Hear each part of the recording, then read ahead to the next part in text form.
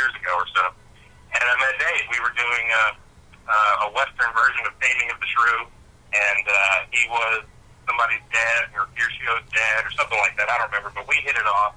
And actually, his son Wesley was also in that play, and Wesley played a role in helping us get the movie filmed. Because years ago, about 4 years later, I worked in TV for many years. I used Dave as a TV commercial actor, also for lots of spots that we did around here over the years, and always had him in mind for the part. He was just, he had such conviction when he took on a part. I really, really admired that, and I knew that he was probably going to be the strongest guy I was going to get to this.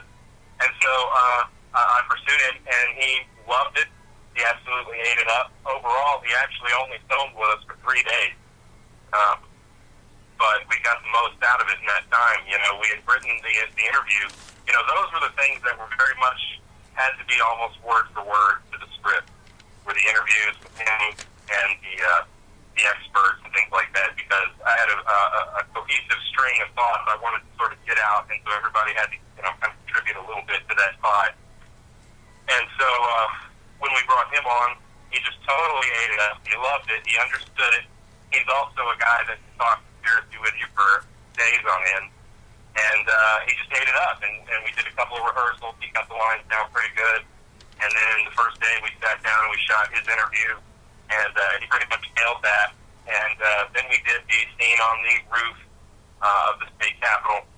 And then between that time, before we were able to stage our finale, we actually had, he had a job offer that popped up in California, and he was going to have to leave in a matter of a week. And so it was either throw together the shoot and get it done. I mean, we were already in preparation for it, but we weren't ready to do it in a week. But he had to go, so it was either rewrite it or, cast somebody else and reshoot some of the other things, or get it done while we still had him available to us. And so that's what we did. We had resources around town. Like I said, we were in production here. We've done work with a lot of businesses around here. And so a lot of people just kind of opened their doors and helped out. We got a location. We got some people in place.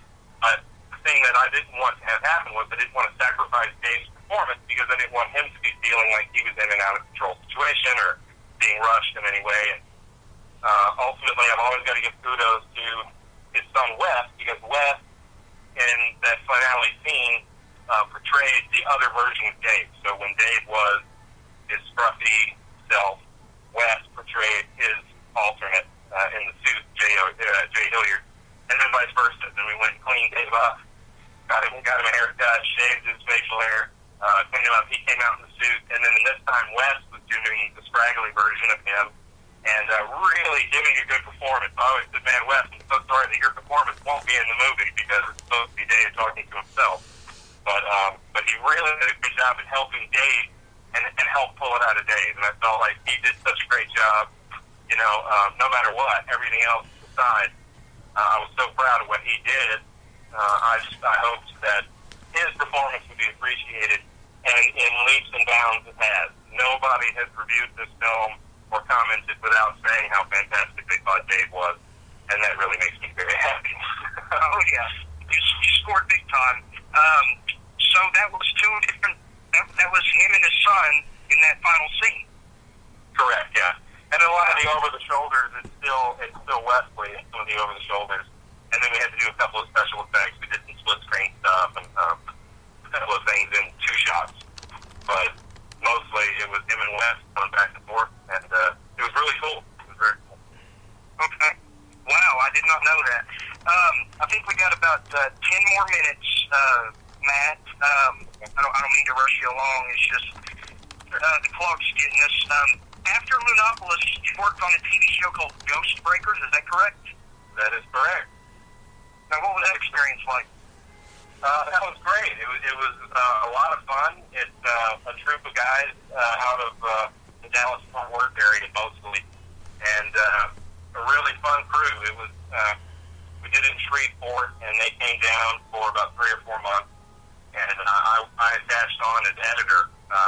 Benjamin Wilbank, the producer of the show, put on a film festival in Texas, and he selected Lunopolis to screen at his film festival, and he absolutely loved it. He kept raving about it and trying to get as many people to come out and come see it. And so we festival, and I met Ben. We hit it off and became good friends. We're still good friends, as well as some of his other guys, the producers, Gabe Horn, and some of the others. So it was really it was a lot of fun. The show is really goofy and fun. It's kind of a live action Scooby-Doo, but it takes a lot of pokes a lot of fun at ghost hunting shows, and it's very tongue in cheek. That one's not necessarily trying to be taken seriously. It's comedy. It really is. But they've been looking for a home for it. They got some distribution on a cable network for a little while there, and I think they're seeking international right now, going places with it. But it actually, I think, has legs. That might get picked up. So there might be a future for that. Very cool. What's it like running your own company, Media Savant? Yep, that's it. It's challenging, man. It's very challenging. We're not a huge company. It's family run. It's me and my brother and a couple of guys here from town that are just committed to doing good work, and very talented graphic animators and things like that. We do a wide variety of stuff. Film has been something that I want to do exclusively, but I'm not quite there yet. I've got a new project I've got a script written for that I think we're going to try and pursue this summer. So I'm keeping my fingers crossed. We've got some leads on getting that done. So I'm really looking forward to doing that. Can you give us any info on what it's about? Well, I'll tell you that it's not unlike Lunopolis in style, and it's sort of about how stupid people have taken over the world in sort of a zombie apocalypse kind of way.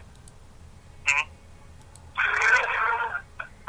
I don't know if that's very informative at all, but that's kind of the overall theme. It's got, I think, maybe hints of Idiocracy, if you ever saw that.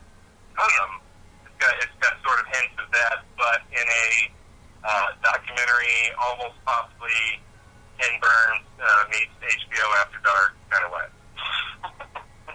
Wow. So your filmmaking career is still you're still hopeful to make this a full-time career, right? I am in a certain respect. I don't exactly anticipate or target trying to be a part of a major Hollywood system or anything like that. That's never exactly been my goal. I have very specific kinds of stories I like to tell, and I want to tell them. It's for me, it's more about pursuing projects that I'm passionate about and that I want to do, more so than sort of becoming a part of something. I don't know. I'm not hell bent on getting to Hollywood or anything like that. I'm just having fun. I enjoy writing these stories, and when I put them together and get the resources and the people to get a film done, that's what I want to do. I want to always be able to do that. I want to always have the freedom to pursue the stories I want to tell. Yeah, you don't need to sell it to Hollywood to tell the kind of stories that you do. In fact, I think that would ruin you. Matt, I hate to cut it short, but the clock's getting us, and I do want to say to all of our listeners that Lunopolis is available on Netflix, Amazon, and it's really a wild ride. Time travel, long-lost colonies on the moon, satirical send-up of the Church of Scientology, high adventure, alternate history timelines, realistic reactions and character development, and a thrilling conclusion that points to an eternal recurrence.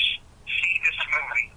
And you can find out more about Matthew Avant at www.mediasavantllc.com. Did I miss that? I think you got it, man. Great job. I appreciate it. Matt, thank you so much for joining us, and good luck with all your future endeavors. Thank you very much, man. Thanks for having me on. It was a good time. All right, have a great weekend. All right, you too, man. All right, we'll be right back.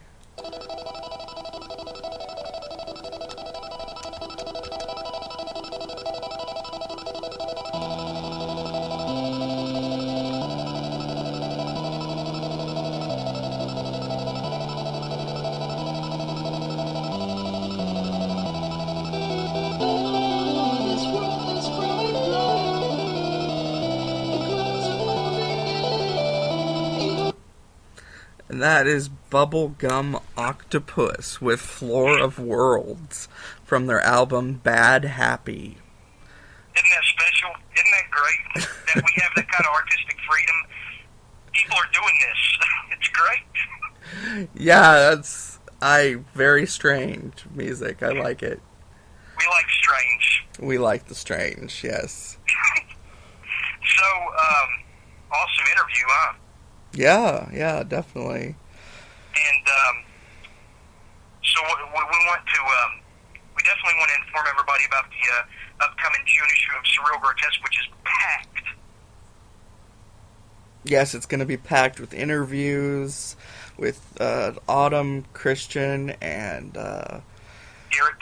Garrett Cook, and then we have all kinds of stories with was it Jimmy Pudge, and